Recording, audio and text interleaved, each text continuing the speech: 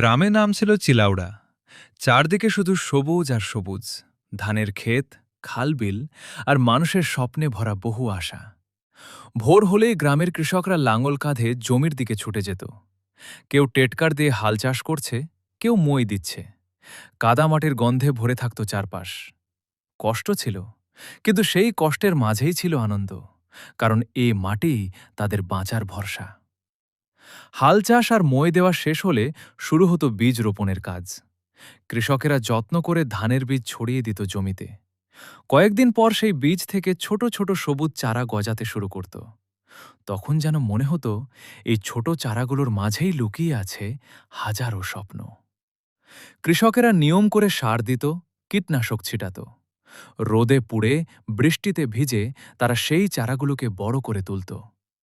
দিন যেতে যেতে ধানের গাছগুলো লম্বা হয়ে উঠত, দুলত হাওয়ায়।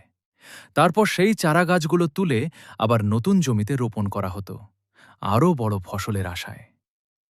৩ মাস কেটে গেল। ধানের শীষে দানা আসতে শুরু করল। ধীরে ধীরে সোনালি রং ধারণ করল পুরো ক্ষেত।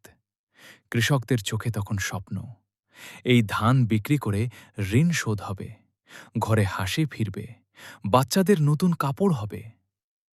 কিন্তু হঠাৎ একদিন আকাশ কালো হয়ে এলো, অতিবৃষ্টি শুরু হলো। প্রথমে সবাই ভাবল এ তো ভালোই, ধান আরও ভালো হবে। কিন্তু বৃষ্টি থামল না।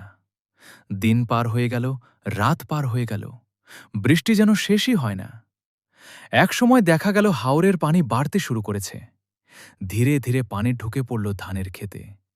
হাজার হাজার বিঘা জমির সোনালি ধান পানির নিচে ডুবে যেতে লাগল। কৃষকেরা ছুটে এলো ক্ষেতে। কেউ পানি ঠেলে ধান বাঁচানোর চেষ্টা করছে, কেউ কাঁদছে, কেউ নিঃশব্দে দাঁড়িয়ে আছে।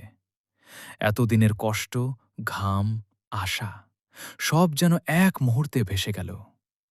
এক বৃদ্ধ কৃষক মাটিতে বসে বললেন, এই মাটিই আমাদের বাঁচায়, আবার এই মাটিই আমাদের কাঁদায়।